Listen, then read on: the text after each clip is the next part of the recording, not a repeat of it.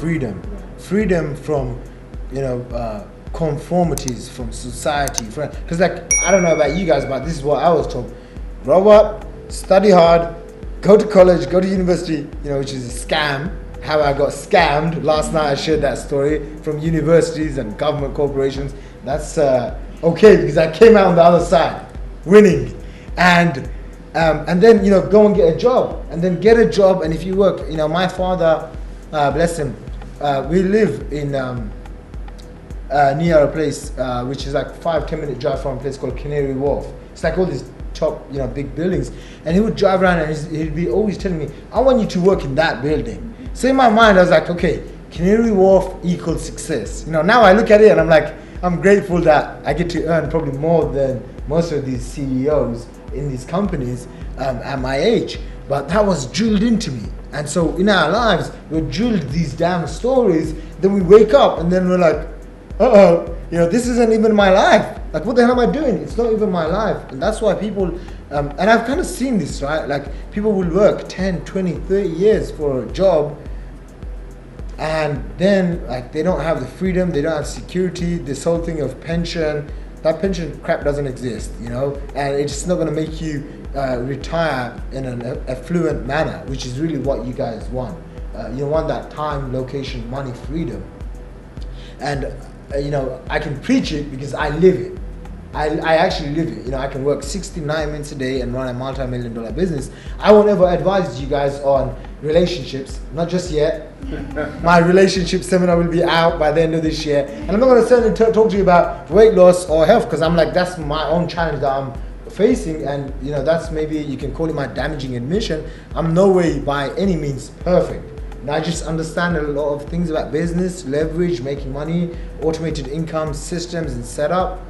But when it comes to my health, I have like all these products that haven't been opened in my bookshelf, and I buy every single other thing someone else pitches me, and all these pills and lose weight in 24 hours. No, I'm kidding, right? No, actually, I'm not kidding. I actually have so much of that unused stuff. So I focus on where can I actually add value, and that's all I focus on. And because I focus on that, that's kind of my unique ability, where I can take someone from where they're at and help them build a foundation to build the first 6 figures and the 7 figures. I'm going to go out and I'm going to manufacture my own optimism, because I'll tell you right now, even now, I will have like cousins come over. They're like, oh yeah, so you have this fancy car, what is it that you do? Does it even work? It's like, they still just don't get it. It's like, man, like, where have you been, And it's okay. They're not losers. Just so you know, they're in their own place, in their own journey, doing the best that they can with the resources that they have. So now it's not their responsibility, it's just your responsibility to control your own destiny. But, I remember when a random stranger helped me out. When I was in I think I was about $20,000 in debt, and I had burned out all these resources. But that thing in my mind is go find the resources to make it happen. Right? And I remember getting on Twitter and building this relationship with this guy called Colin Aloms from New Zealand. And he said to me, Shaq, I believe in you. I'm going to go sell my Corvette. And I'm like, you should do whatever it takes, because I need the money. And at the end, he couldn't, and I had all these hopes, and he couldn't sell his car. And he turned around and said, Shaq, I just took the money off of my fiance. Check your account. And I remember logging into my account, and he said, something like $28,000.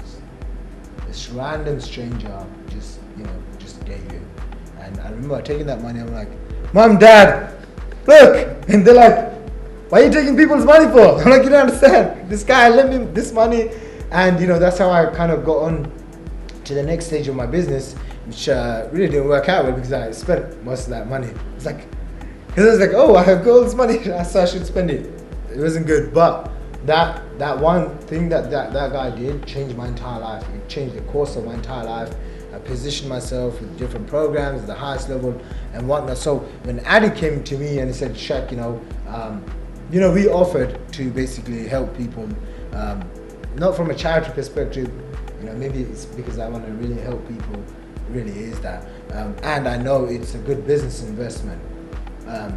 And so we spent, whatever it was to helping you get there, and then you found the resources and you bought a $9,000 product.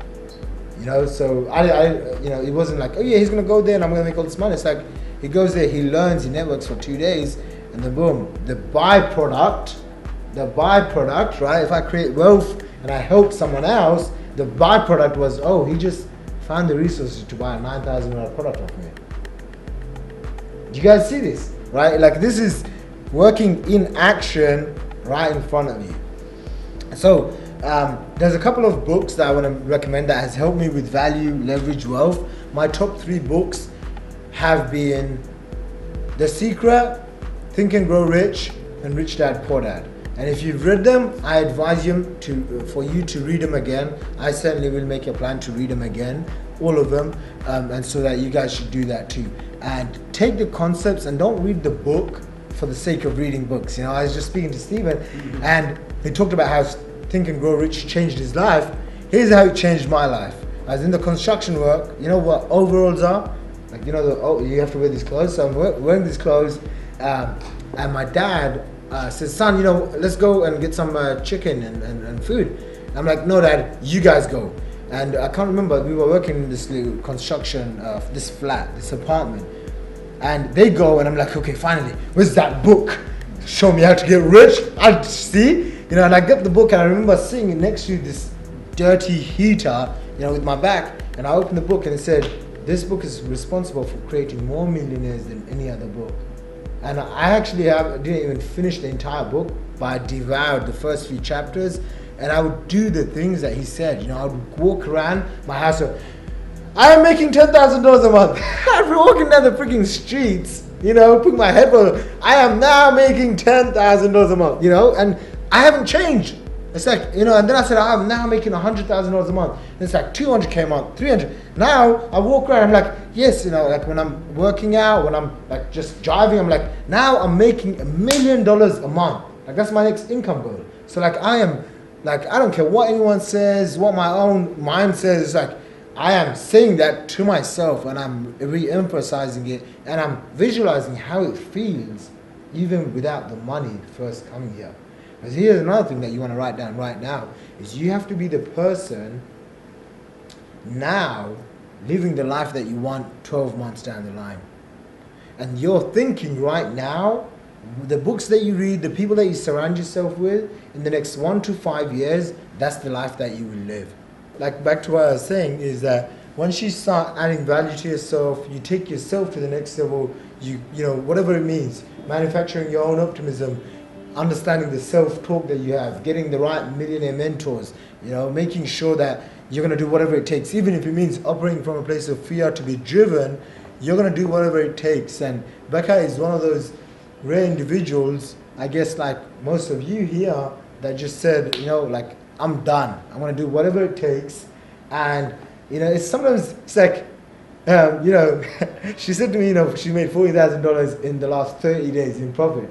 I was like, you know, that's not much money. I was like, oh, for her, you know, because sometimes like it's a lot of money, right? Like $40,000. It's like you know, what is that per day? And she didn't work every day for that. Those were like hands-free commissions.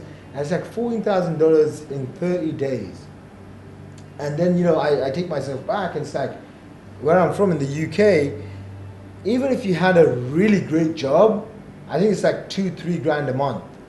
I think, right? UK people, right? It's like $2-3 grand a month. And here someone who's made like 3 times as much from an online business without having to wake up 9 a.m. to 5 p.m. every day. You know, that's why we started this class from 10, 11. I don't like 9 to 5. We will go on for very long though. And so, you know, and then she's done that without having to, you know, work 9 a.m., 5 a.m. I think I shared the story yesterday. And before I share, I move on to the next topic. I was talking to a good friend of mine, Nido, right? He's a copywriter from US. He's a really, really good friend of mine. And you know, he gets on the phone and he's like, Shaq, how much have you made this month? And I'm like, well, it's not a lot. You know, I haven't really passed the 300 because like my, you know, barrier is like 300K a month. And so I'm like, oh, we haven't hit that just yet. We did hit it afterwards. But I said, you know, thanks to God, I still hit 279K.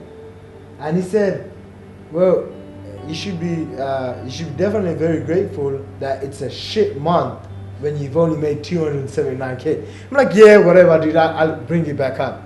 And I put the phone down and I'm like driving, and then boom, it just hit me. And I thought to myself, wow, the average person, will have to work 10 years of their life to make 300k. Like, just think about that. They have to wake up every single day, like 9 a.m. to 5 p.m., day after day, month after month, year after year, to make 300k in 10 years. It's like, and now we have an opportunity to really take, compress time and really buy time. This is kind of the biggest thing that I've learned. Because first I thought it was making money. My life is going to be sorted when I become a millionaire. It doesn't. Because then I realized, I still have some other stuff, and then I realized I'm still human and I still have the same issues and challenges, and sometimes they're even greater challenges now that I'm here. And then I realized, wow. And I guess that me and Ray, which you're going to hear from later on this evening, we talk about this a lot. It's like the thing that's given me is time. Like, just time freedom. Imagine being in a place where you don't have to do anything. Like, you don't have to do anything. You don't have to work. You don't have to do anything. And you could live that. It's kind of boring, by the way. Unless you're like me, which kind of a loner, travels around the world by himself. That's my own thing. But imagine you had no worry about bills, about security for your family, or that, whatever. And just being in a place. That thinking that comes from that is a really, really different level of thinking than when you're like trying to make money, and then you got bills, and then you have debts, and then you have family not supporting you. It's a very different mindset. And I was talking, even if I did nothing, I could probably go and screw around on the beach, which isn't much fun, by the way. After like first 1 week, I've experienced it many times. Like, okay, I'm gonna retire on the beach, and there's nothing to do in the beach.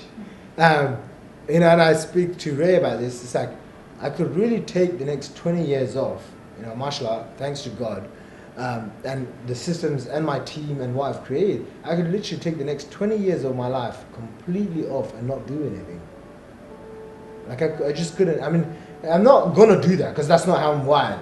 Like, I'm just not wired like that. But if you were in that position, think about how different your lives would be. Where you didn't have to, even if you're successful and you have a team, you didn't have to manage them, or you didn't have to go into an office and deal with rent and employees and all of that stuff, right? It's just a whole different world. And really, these 2 days, I want to introduce you to my world.